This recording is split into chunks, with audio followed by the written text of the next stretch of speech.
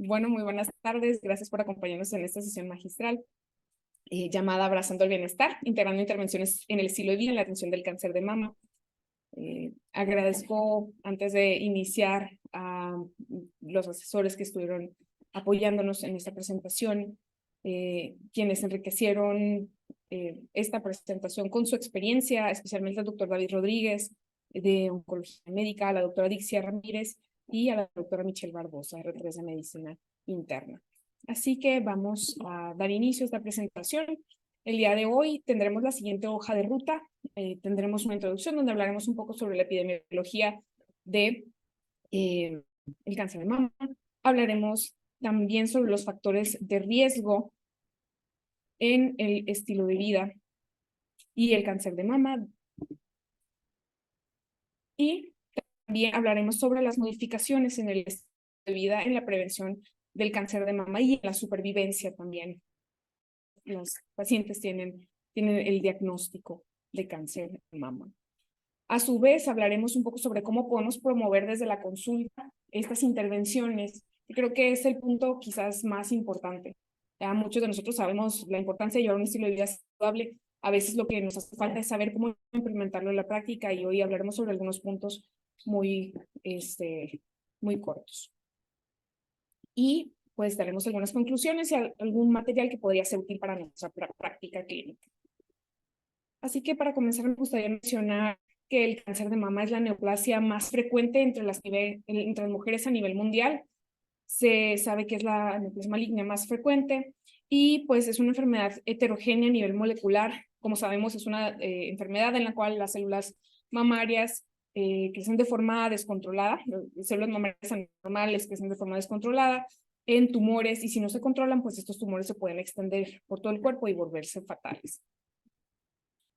Se sabe que este es el tipo de cáncer de mama, este tipo de cáncer es aquel que tiene mayor incidencia a nivel mundial y ocupa el primer lugar en incidencia. En el 2020 se diagnosticaron alrededor de 1.950.000 nuevos casos de cáncer de mama, ocupando el primer lugar en ambos sexos, antes incluso que el cáncer de pulmón o el cáncer colorectal.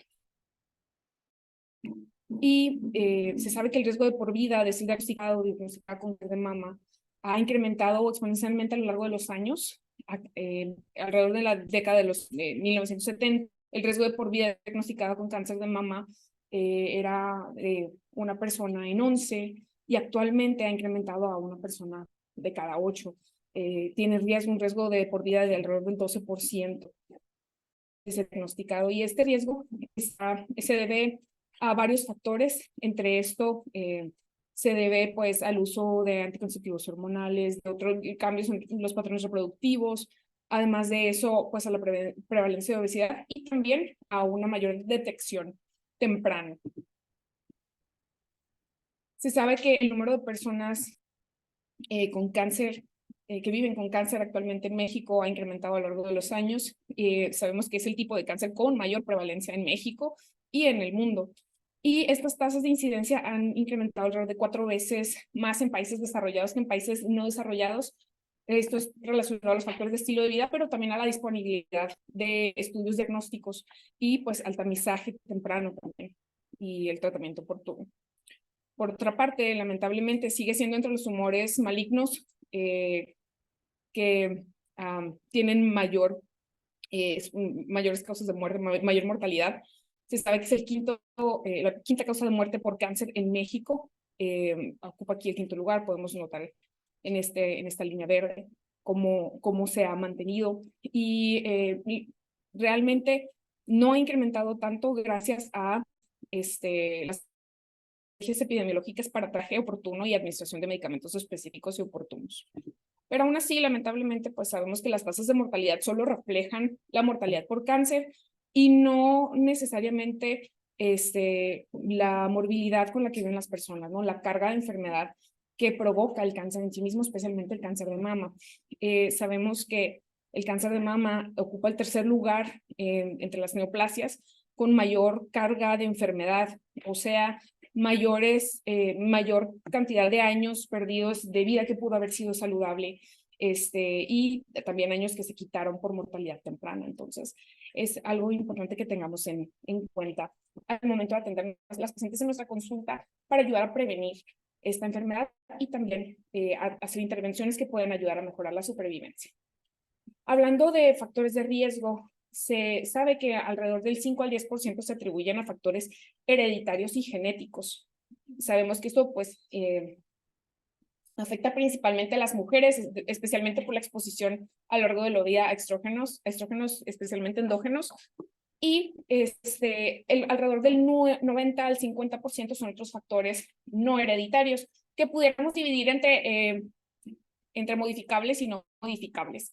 Entre esos se encuentran aquellos que afectan los niveles de hormonas endógenas, factores antropométricos y patrones de estilo de vida.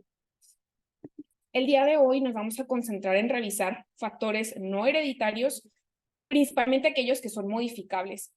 Vamos a revisar estos factores de riesgo y vamos a revisar intervenciones en el estilo de vida que pueden ayudar a disminuir el riesgo primario, secundario y terciario en cáncer de mama. El día de hoy revisaremos algunos como la exposición a hormonas endógenas y cómo estos se relacionan al estilo de vida, exposición a hormonas exógenas, algunas características antropométricas, especialmente el mayor peso y adiposidad y su distribución y mayor peso en la adultez, y patrones de estilo de vida, especialmente nos enfocaremos en la nutrición, en la actividad física, el alcohol, y vamos a hablar muy a grandes rasgos sobre las características distintivas del cáncer. Para poder hablar de cáncer necesitamos saber un poquitito sobre cómo se desarrolla en nuestro cuerpo.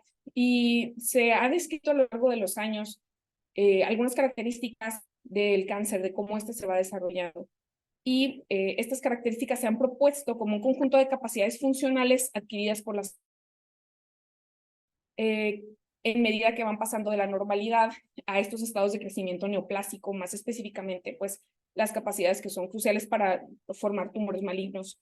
Debido al tiempo de esta plática, pues no hablaremos de estos 12 características distintivas y 2 factores que son favorecedores del desarrollo de del cáncer, pero sí mencionaremos un poco sobre la relación del estilo de vida en el desarrollo de estas características distintivas de cáncer, muy especialmente en cómo nuestro estilo de vida favorece la evasión a supresores de crecimiento, favorece la reprogramación epigenética no mutacional, permite la inmortalidad replicativa, cómo favorece la inflamación promotora de tumores, favorece los microbiomas polimórficos, a su vez favorece la inestabilidad y mutación del genoma, favorece la resistencia a la muerte celular por medio de la evasión de la apoptosis, y también el mantenimiento de la señalización proliferativa, que es muy importante para el desarrollo del cáncer.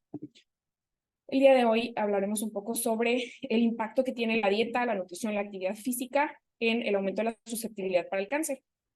Cuando nosotros hablamos entre estos, me gustaría recalcar que una buena parte de esta presentación fue desarrollada en base a las recomendaciones que se desarrollaron por el Fondo Mundial de Investigación contra el Cáncer, que es una revisión sistemática rigurosa de la evidencia relacionada a la dieta, actividad física, así como la revisión de las vías biológicas o mecanismos que pueden explicar de forma plausible este vínculo que es muy importante. Si ustedes notan en la bibliografía, van a notar en varias de las diapositivas esto, pero pues es un resumen de muchísima evidencia, pues que es muy concreta, y las recomendaciones que se dan son en evidencia fuerte. Así que bueno, para comenzar, vamos a hablar un poco sobre el incremento del porcentaje de grasa corporal y cómo a su vez va a llevar a favorecer el desarrollo del cáncer al impactar las características distintivas posiblemente afectadas, como la resistencia a la muerte celular, la señalización proliferativa, especialmente en tejidos con receptores de estrógeno positivos, la inestabilidad del genoma, el permitir la inmortalidad replicativa y la alteración de la función inmunológica, especialmente la función de los macrófagos, y la desregulación del metabolismo celular. Sabemos que el incremento en el porcentaje de grasa corporal favorece la hiperinsulinemia, favorece el incremento del estradiol, y además de eso favorece la inflamación sistémica, que a su vez va a favorecer el desarrollo de estas características distintivas del cáncer. Si nosotros notamos, el sedentarismo tiene vías muy similares, ya que sabemos que el sedentarismo se asocia grandemente a un incremento en la adiposidad corporal y en la distribución de la grasa corporal. Así que es una de las formas en las cuales favorece el desarrollo del cáncer, especialmente en el cáncer de mama por el incremento en los estrógenos endógenos. Por otra parte, también la baja ingesta de frutas y verduras no almidonadas tiene un gran impacto en cómo se pueden desarrollar algunos de estos impactos sistémicos. Por ejemplo, la deficiencia de folato se ha relacionado con la inclusión inadecuada del uracilo en el ADN, que esto provoca inestabilidad del genoma y un fallo en la replicación del ADN. Por ejemplo, una baja ingesta de fibra puede llevar a la disminución de la producción colónica de butirato, que es un ácido graso de cadena corta que tiene un rol muy importante en la homeostasis y protección de la inflamación y la carcinogénesis. Y se sabe que pues esta falta de fibra puede favorecer esta inflamación sistémica y esta a su vez disminuir la apoptosis y favorecer la proliferación activada. Y por otra parte, yo creo que la mayoría de nosotros sabemos que el consumo de alimentos ricos en vitaminas, que son antioxidantes, y los bajos niveles de carotenoides, pues van a crear un ambiente en el cual va a incrementar el estrés oxidativo y la inflamación sistémica, que a su vez va a favorecer el desarrollo del cáncer. Por otra parte, otro de los factores dietéticos que tiene algo de influencia es el incremento en el consumo de carnes rojas y carnes procesadas. Antes que nada, me gustaría definir un poco qué es carne roja, ya que definimos carne procesada. Definimos como carne roja a todo tipo de carne muscular de un mamífero, incluida dentro de la carne de res, ternera, cerdo, cordero, caballo y cabra, y la carne procesada, aquella que ha sido transformada mediante diferentes procesos como salazón, curado, fermentación, para realzar el sabor o mejorar la conservación de esos productos. Los más comunes son jamón, el salami o el tocino o algunas salchichas, por ejemplo. Hay evidencia contundente sobre el consumo de este tipo de alimentos y el desarrollo del cáncer, especialmente el cáncer colorectal. Pero hablando de mama, pues también se ha demostrado que la exposición a estos compuestos va a llevar a mutaciones, por ejemplo, mutaciones en el P53 y en el CRAS. Y pues se plantean otras hipótesis de mecanismos biológicos que también van a favorecer el desarrollo del cáncer. Por ejemplo, el cocinar carnes a altas temperaturas va a resultar en la formación de aminas heterocíclicas que van a tener un potencial mutagénico. Por otra parte, sabemos que las carnes rojas tienen un alto contenido de hierro hemo que está presente en estos y que se ha demostrado que promueve la tumorogénesis al formar compuestos N-nitrosos. Por otra parte, también se sabe que las carnes rojas contienen más cantidad de grasas procesadas, grasas trans, que se han asociado más al desarrollo del cáncer de mama específicamente. Y pues que a su vez este impacto sistémico va a favorecer a estas características distintivas posiblemente afectadas en relación al cáncer. Por otra parte, sabemos que las carnes rojas y las carnes procesadas han sido descritas por parte de la Organización Mundial de la Salud como carcinógenos. Se sabe, por ejemplo, como parte de los carcinógenos del grupo 1, que hay suficiente evidencia en humanos y hay una relación bastante establecida, especialmente en las carnes procesadas y con evidencia limitada en las carnes rojas, motivo por el cual deberíamos recomendar su disminución en la ingesta. Como parte de los factores dietéticos, podemos hablar sobre el incremento en la ingesta de alcohol, como los de diferentes formas. Esto favorece el incremento en los estrógenos endógenos, en los niveles elevados de estradiol, en los niveles elevados de acetaldehído, que favorecen la inestabilidad del genoma y la inflamación promotora de tumores, además de otros mecanismos como deficiencia de folatos que, como ya mencionamos, pueden favorecer la inestabilidad en el genoma y favorecer la inflamación sistémica. Por último, y no menos importante, como muchos de nosotros sabemos, el consumo de tabaco por la exposición a múltiples carcinógenos y también por disrupción endocrina favorece el desarrollo de cáncer de mama. Así que con esta diapositiva terminamos la sección 2 hablando de factores en el desarrollo del cáncer de mama y me gustaría más bien que nos pudiéramos enfocar en las cosas que sí podemos modificar, las cosas que podemos recomendar a nuestros pacientes para prevenir de forma inicial y de forma primaria el cáncer de mama. Así que quisiera que pudiéramos empezar con lo que es actividad física. ¿Qué recomendaciones podemos dar? Se ha demostrado que pues las guías principalmente nos mencionan el realizar actividad física, ejercicio físico, alrededor de 150 minutos de actividad moderada por semana o lo que equivaldría a 75 minutos de actividad vigorosa por semana más ejercicios de resistencia muscular y flexibilidad.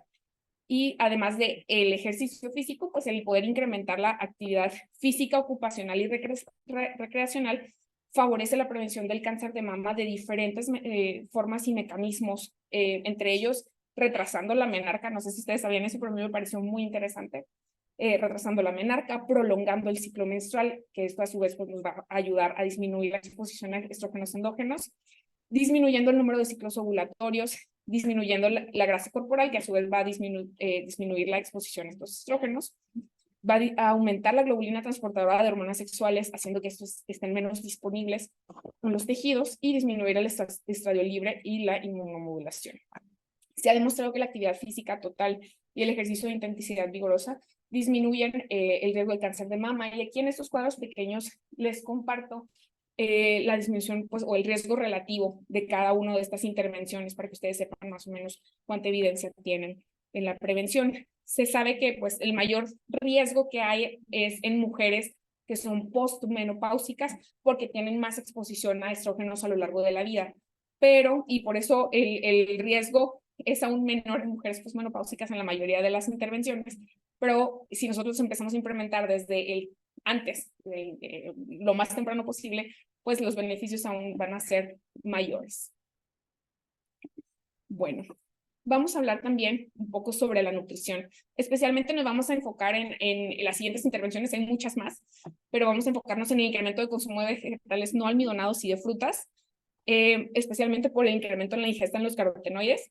Y vamos a hablar un poco sobre limitar el consumo de comida rápida, evitar el consumo de bebidas alcohólicas y evitar el consumo de carnes rojas y procesadas.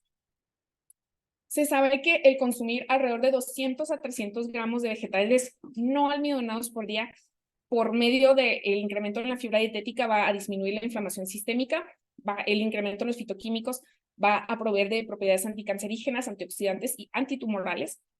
Especialmente hoy nos vamos a enfocar en los betacarotenos y además de eso, pues disminuir estos factores de crecimiento tumoral por especialmente disminuye el riesgo de desarrollar cánceres de mama con receptores de estrógenos negativos. O sea, el consumir alrededor de 200 a 300 gramos va a disminuir o tiene un riesgo relativo de 0.79. O sea, disminuye alrededor de un 20% el riesgo de desarrollar cáncer. Y el incremento de frutas por cada 200 gramos puede disminuir alrededor de un 5%. Algo que hacemos todos los días, que es comer, creo que y elegir ciertos alimentos puede ayudarnos mucho a prevenir. Y por otra parte, el consumir ciertos tipos de frutas y verduras, especialmente aquellos que son ricos en carotenoides, también puede ayudarnos a prevenir el desarrollo del cáncer de mama, más que nada por su contenido de antioxidantes, el contenido de vitamina A, y sabemos que los carotenoides disminuyen la proliferación celular e inducen la apoptosis. Así que esto es importante y pues lo ideal es que incrementemos el betacaroteno dietético alrededor de unos 5,000 microgramos por día. Y aquí les pongo algunos ejemplos, los voy a leer porque yo sé que está pequeñito, pero dice que alrededor de 100 gramos de zanahorias cocidas equivalen a alrededor de 8,000 microgramos. Si necesitamos por día alrededor de 5,000, pues realmente 100 gramos, una taza de espinaca puede hacer la diferencia. O por ejemplo, 100 gramos de zanahorias cocidas, perdón, de zanahorias o espinacas cocidas o de camote hervido pueden hacer la diferencia en un día normal en poder obtener esta cantidad de carotenoides. Bueno, por otra parte, me gustaría que habláramos un poquito sobre el consumo de comidas rápidas. La recomendación en general es limitar la ingesta de comida rápida y otros alimentos procesados ricos en grasas, almidones o azúcares. Podremos tomarnos un buen tiempo en poder describir cada uno de estos, pero en resumen, el consumo de estos alimentos se asocia a un incremento en la ganancia de peso, adiposidad corporal y obesidad, que esto se asocia pues a un consumo de altas grasas saturadas, alimentos que están endulzados o tienen azúcares añadidos y además de eso que son altamente procesados y son densamente calóricos, que van a favorecer este incremento en la adiposidad corporal y a su vez van a favorecer la obesidad y que a su vez esto va a incrementar el riesgo de cáncer de mama. Es alguno de los motivos por los cuales debemos procurar evitarlos. No encontré quizás una cantidad de veces por semana, pero en algunos de los estudios mencionaba que de preferencia evitáramos consumir más de una vez por semana este tipo de alimentos. Por otra parte, uno de los patrones dietéticos con mayor evidencia, yo creo que para una gran cantidad de enfermedades, es la dieta mediterránea. Y si pudiéramos desestructurarlas y desmenuzarlas sobre algunas recomendaciones que podemos dar a nuestros pacientes, es consumir alrededor de 30 gramos de fibra por día. Ya existen incluso algunos libritos donde viene qué contenido de fibra tienen los alimentos, o en los empaques de los alimentos que consumimos, vienen ahí también. El consumir alrededor de 5 porciones al día de frutas o verduras, o los 400 gramos, también es descrito como parte de la dieta mediterránea. Y procurar consumir granos integrales, vegetales no midronados y frutas y legumbres, como los frijoles o lentejas, en casi todas las comidas, es parte de este patrón dietético. Como parte del patrón dietético, el consumo de menos de 3 porciones por semana, que equivaldrían entre 300 y 500 gramos de carnes rojas o procesadas, y intentar consumir pues regularmente pescado, puede favorecer a prevenir realmente el desarrollo del cáncer de mama. En este caso tiene un riesgo relativo de 0.43%.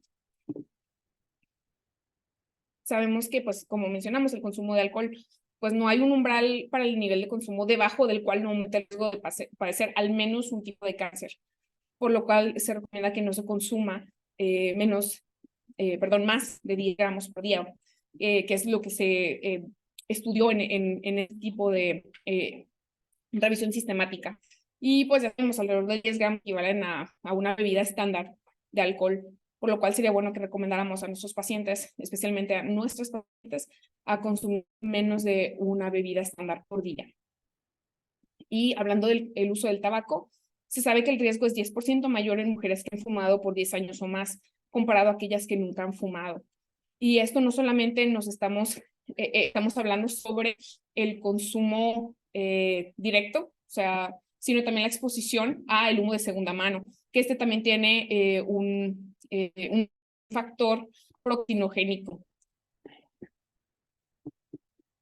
Si pudiéramos resumir algunas de las intervenciones que hablamos ahora, las intenté acomodar en cada una de estas características distintivas del cáncer y cómo pueden impactar en disminuir el riesgo de desarrollar el cáncer. ¿Sí? Así que podemos notar que la actividad física, principalmente la actividad física y la nutrición, pueden influir positivamente o negativamente en la prevención o el desarrollo del cáncer. ¿Sí? Como parte de la prevención, se ha desarrollado por parte de este Fondo Mundial para la Investigación del Cáncer y Instituto Americano de Estudio contra el Cáncer, 10 recomendaciones que podemos dar a todos nuestros pacientes para prevenir el cáncer, y que cuando ya tienen el diagnóstico puedan también mantenerse saludables e incrementar la supervivencia. Entre esos está mantener un peso sano, mantenernos físicamente activos, consumir una dieta rica en cereales, verdura, fruta y legumbres, limitar el consumo de alimentos rápidos o comidas basura, limitar el consumo de carne procesada o roja, y limitar el consumo de bebidas azucaradas, al igual que el consumo de alcohol. También no usar suplementos para prevenir el cáncer es una práctica común dentro de los pacientes y no va a proveer más beneficios de una dieta y una actividad física y algunas de las recomendaciones que ya mencionamos. Además, para las madres, pues el dar pecho, ¿sí? La lactancia va a favorecer, y pues continuar estos a lo largo de la vida. Se hizo un estudio sobre la adherencia a estas recomendaciones en la prevención y desarrollo del cáncer. Se sabe que se estudió alrededor de 30.800 mujeres menopáusicas y se estudió la adherencia a estas recomendaciones y el riesgo de desarrollar cáncer de mama. Y se vio que disminuyó un 60% el riesgo primario de desarrollar el cáncer en mujeres que cumplieron de las 10 recomendaciones.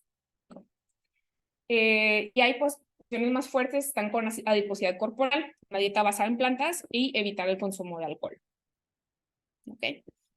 Hay otras intervenciones relacionadas al estilo de vida, algunas no son exactamente modificables. Por ejemplo, la menarca no podemos controlar a qué edad.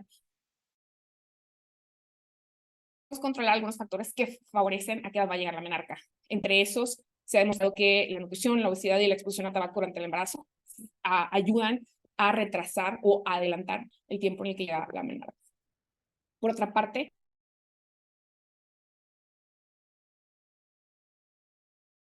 la menopausia se asocia con un aumento del riesgo relativo del cáncer de mama, en comparación con la edad natural, pues arriba de los 55 años. Y entre estos sabemos que, por ejemplo, el tabaquismo, la malnutrición, el índice de masa corporal y los niveles de actividad física pueden favorecer en adelantar o más bien hacer que la menopausia pues se dé más adelante en la vida. Y es algo que deseamos evitar para no tener tanto tiempo esa exposición a estrógenos. Se sabe también que en el embarazo, la edad del primer parto, va a reducir la protección. Entre más temprano se haga antes de los 30 años, eso va a reducir el riesgo de cáncer de mama. Y también eso está relacionado a la cantidad o número de hijos que se van a tener a lo largo de la vida, por cual es algo que podemos también recomendar a nuestros pacientes a considerar cuando van a tener un embarazo. Y otra pregunta obligada cuando hablamos del cáncer de mama es qué pasa con aquellas pacientes que tienen cáncer de mama en edades tempranas, que es algo más bien infrecuente, cada vez más ha ido incrementando, pero qué va a pasar después del tratamiento. Especialmente por los tratamientos que son tratamientos endocrinos que pueden también disminuir la fertilidad. Se han hecho algunos estudios sobre el suspender, después del tratamiento con quimioterapia, el suspender esta terapia endocrina, cómo puede influir en un embarazo después. Y se ha demostrado que el tener, interrumpir esta terapia endocrina temporalmente para poder conseguir un embarazo, realmente no tuvo un mayor riesgo de la recurrencia y el pronóstico fue similar que en pacientes que no se embarazaron. Así también es bueno que tengamos en cuenta cuando tenemos una paciente que lleva cáncer de mama, pues referirla con especialistas en fertilidad. Las recomendaciones les van a ayudar a prevenir. La lactancia materna, pues para los niños, sino también para las madres. Se sabe que por cada 12 meses de lactancia materna hay una reducción del riesgo relativo aproximadamente del 4% y por cada, por decirlo, periodo en el que se realiza, hay una disminución adicional del 7%. ¿Sí? Se sabe que el uso de anticonceptivos orales, empezando antes de los 20 años y con una duración, incrementa el riesgo de cáncer de mama. Además de eso, el uso de DIU con progestágenos también favorece. Algo que también influye es el riesgo subyacente. No todas las pacientes es igual. Las pacientes, por ejemplo, que tienen alguna mutación genética o tienen algún otro factor de riesgo, además puede favorecer o incrementar el riesgo aún más el uso de anticonceptivos orales. Al igual que el uso de reemplazo hormonal.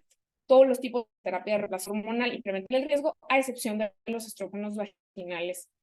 Y tiene mucho que ver.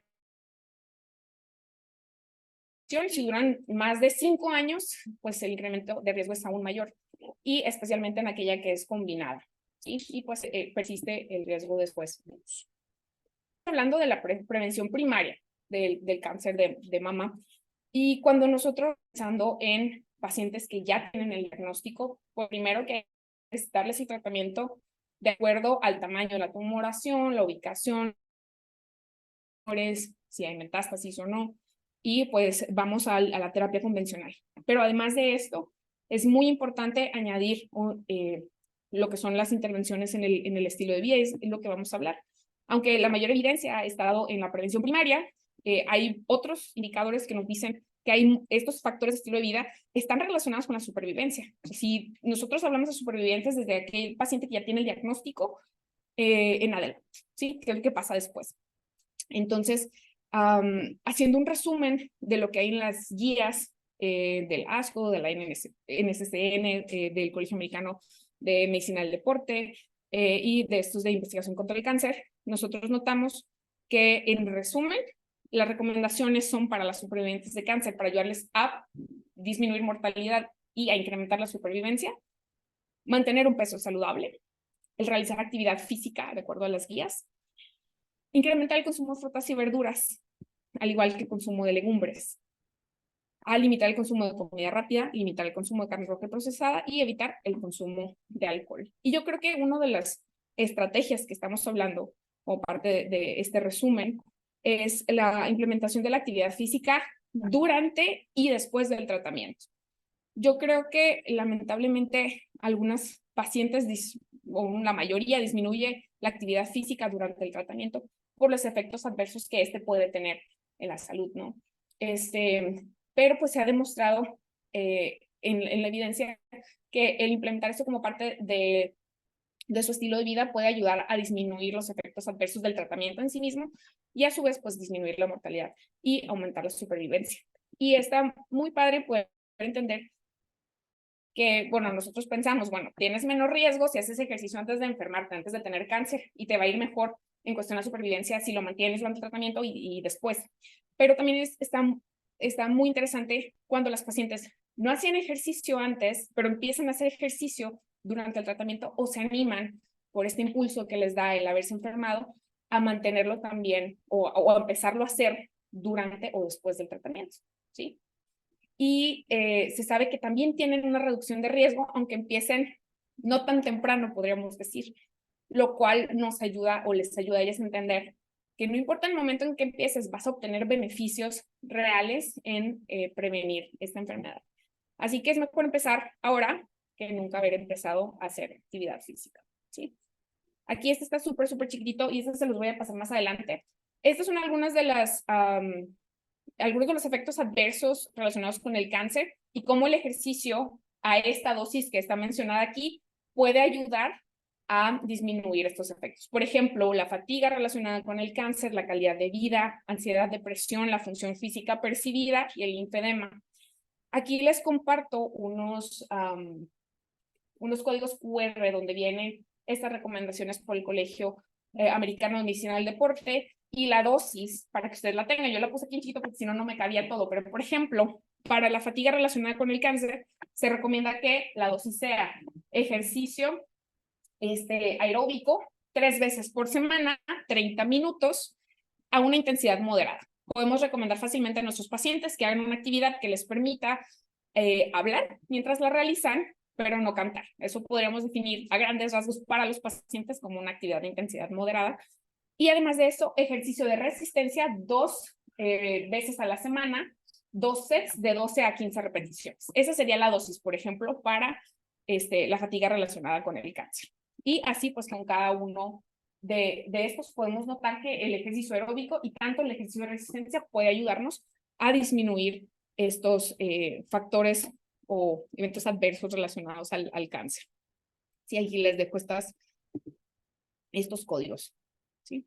Y por último, y donde quisiera ahondar más tiempo, yo sé que me fui muy rápido, era mucha información, pero esto es lo que más quisiera que pudiéramos enfocarnos, que es cómo lo podemos implementar a la práctica. Yo creo que aquí todos, y en línea también, todos sabemos que ya un estilo de vida saludable trae grandes beneficios a la salud. Eso en la tele te lo ponen, en redes sociales también, pero ¿cuál es nuestra creencia personal y como médicos de cómo implementar estos cambios en el estilo de vida? ¿Sí? ¿Son fáciles de llevar a cabo? No, realmente para la mayoría de las personas no son fáciles. Y no sé si les ha pasado, pero a veces muchos de nosotros les decimos a los pacientes qué hacer y nosotros tenemos la idea que no van a hacer el cambio. Entonces, incluso aquí hacemos cambios pensando en que los pacientes no van a seguir las recomendaciones para que en su casa, pues, sigan igual, ¿sí? Es algo, es práctica común. Me gustaría compartirles algunas recomendaciones que pueden ayudarnos a dar esta información, ayudarles a hacer estrategias, ayudar a motivar a los pacientes para que sea más fácil adoptar estos cambios en casa, ¿sí? Y me gustaría hoy, hay muchas estrategias, pero hoy me gustaría que nos llegáramos a esta que es de 3 puntos, se llama IME, información, motivación y estrategia. Vamos a actuar a 3 niveles. Primero, cómo proveer la información y qué información proveer. 2, cómo actuar en la motivación de los pacientes. Y 3, cómo desarrollar estrategias para implementar estos hábitos. En primer lugar, necesitamos saber qué información se va a proveer.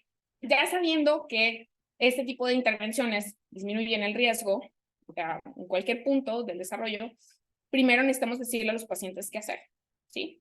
Qué hacer, cómo hacer las cosas, qué hay que hacer. Es importante mencionar, es importante que hagas actividad física, es importante mencionarlo en la consulta, es importante que comas más frutas y verduras o que disminuyas esto o lo otro. Pero también es importante saber cuándo ofrecer la información. No todos los pacientes están listos. Hay algunos que les decimos qué recomendas, qué cosas hacer o qué cosas dejar de consumir, y muchos cierran sus canales de comunicación porque no están listos para recibir esta información. Y para esto, pues hay escalas que nos ayudan a saber si los pacientes están listos para el cambio. Sí, por ejemplo, el modelo transterético del cambio, que se ha usado principalmente para dejar de fumar, pero también se ha traspolado a otras intervenciones en el estilo de vida. Entonces, primero hay que preguntarle al paciente, oye, ¿te puedo compartir información sobre el ejercicio y cómo esto te puede ayudar a prevenir el cáncer de mama?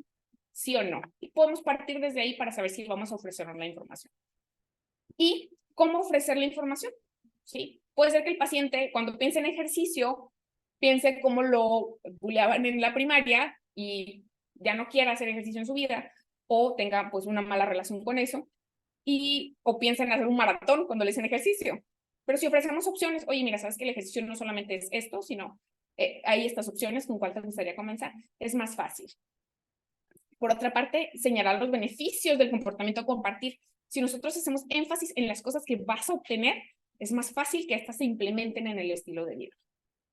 Por otra parte, simplificar las conductas a realizar, hacerlo lo más sencillo posible. Dar recordatorios, así como se ponen recordatorios en el teléfono para otras cosas, se pueden hacer para intervenciones en el estilo de vida, al igual que ofrecer consejería o referir para consejería y ayudar con el automonitoreo. Hablando de la motivación, hay muchas cosas que en la forma en la que decimos podemos ayudar a motivar a los pacientes. En primer lugar, un abordaje colaborativo. Para muchas de las intervenciones farmacológicas, nosotros hacemos indicamos, orientamos o más bien mandamos a hacer tal cosa. Pero con intervenciones en el estilo de vida necesitamos trabajar en conjunto con el paciente porque él es quien va a saber cómo implementar eso en su estilo de vida. Cada quien tiene un estilo de vida diferente, entonces hay que trabajar en conjunto con los pacientes. Y hay que ayudarlos a evocar esa motivación. Hay que hacer preguntas abiertas. Por ejemplo, ¿por qué deseas hacer un cambio? ¿Sí? ¿Por qué deseas hacer un cambio? ¿Qué habilidades tienes que te están impidiendo comer más saludable? ¿Sí? O qué razones te van a llevar a ser más saludable, o qué necesidad tienes de hacer este u otro cambio. Esto va a provocar un poquito de discrepancia y va a ayudar a los pacientes a ver dónde están ahorita y dónde pueden llegar a estar. ¿Ok?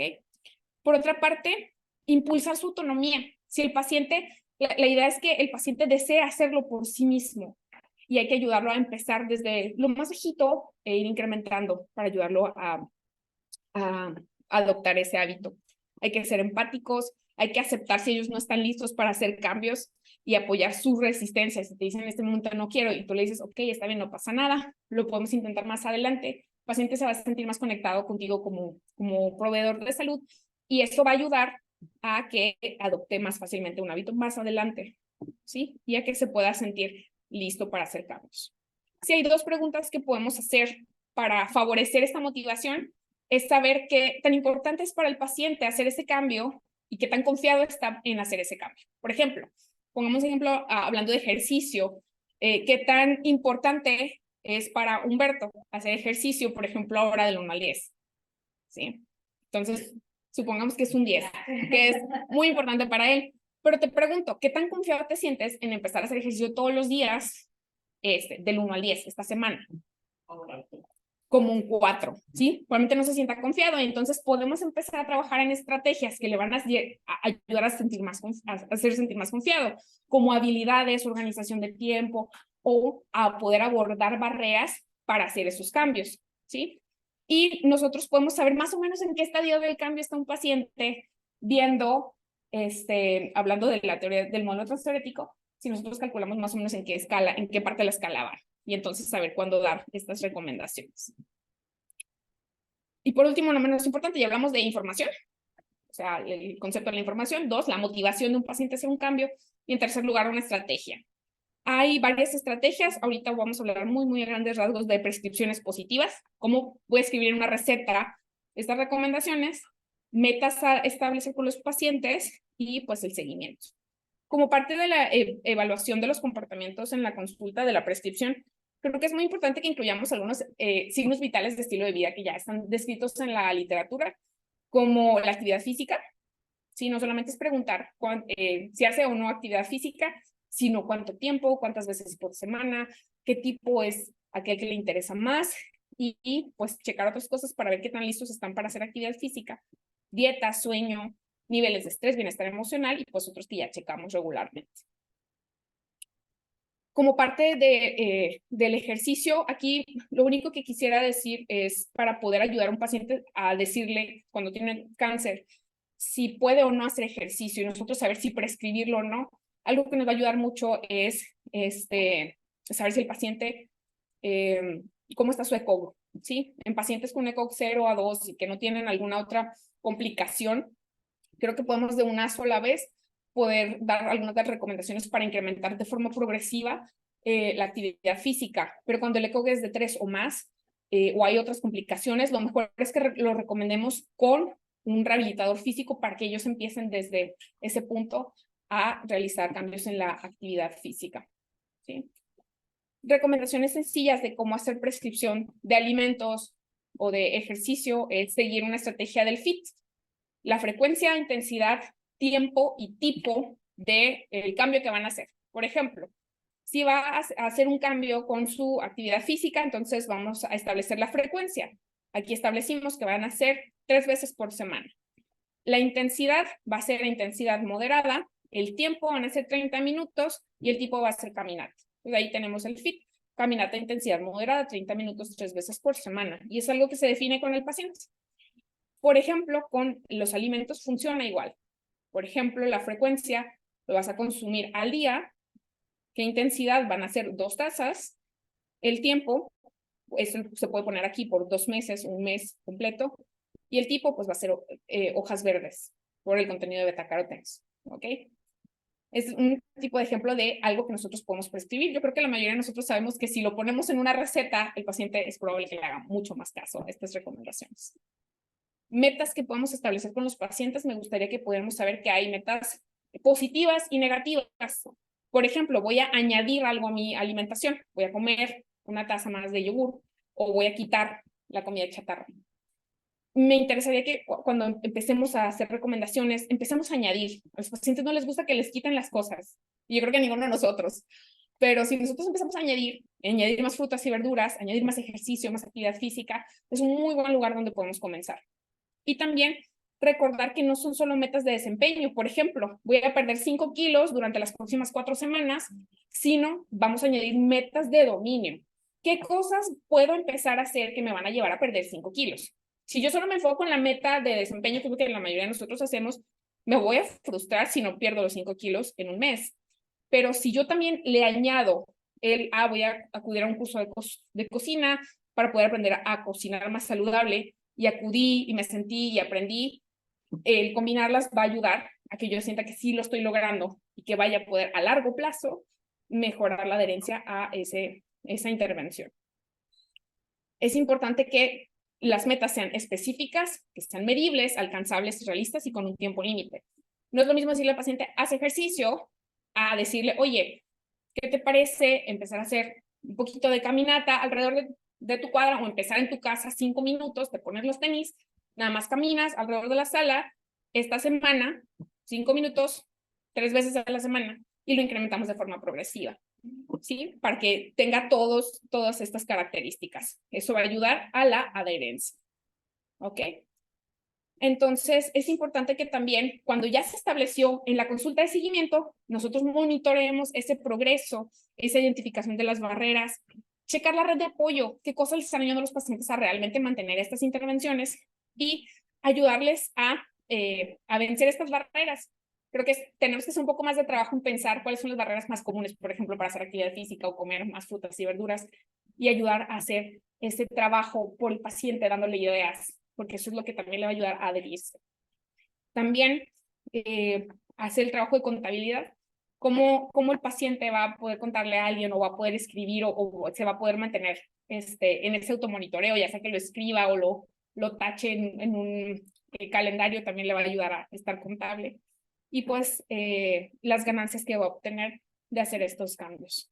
Y ya por último, pues quisiera concluir con que los factores de estilo de vida influyen en el desarrollo del cáncer, especialmente cáncer de mama, al impactar directamente en las características distintivas a nivel bioquímico y molecular. y que las intervenciones no farmacológicas pueden jugar un rol estratégico en la prevención y supervivencia del cáncer de mama, además de disminuir los síntomas y aumentar el bienestar en general. Creo que está de más recalcar que estas intervenciones son muy baratas, no son tan costosas como los medicamentos, son cosas que podemos hacer en el día a día y que podemos incluir en la práctica de una forma fácil. Y por otra parte, el que nosotros prescribamos resalta su importancia y pues el poder trabajar con los pacientes para desarrollarlas también es muy importante porque cuando hay un diagnóstico de cáncer muchas veces hay una pérdida de sentido de control. Las cosas no están saliendo siquiera como las planeamos o es algo imprevisto y ya no sé qué hacer. Te tengo que estar a merced del médico. En cambio, el implementar estas intervenciones hace que tú puedas hacer algo a cambio para cambiar lo que viene adelante. Así que eso es algo importante. Así que pues con eso terminaríamos la presentación. Les comparto aquí las estrategias para que ustedes tengan una guía sobre cómo prescribirlas. Igual aquí les comparto dos QRs donde viene estas mismas recomendaciones descritas en la literatura y la página web del Fondo Internacional contra el Cáncer y la evidencia en resumen. Así que eso sería todo. No sé si alguien tenga alguna duda o alguna pregunta.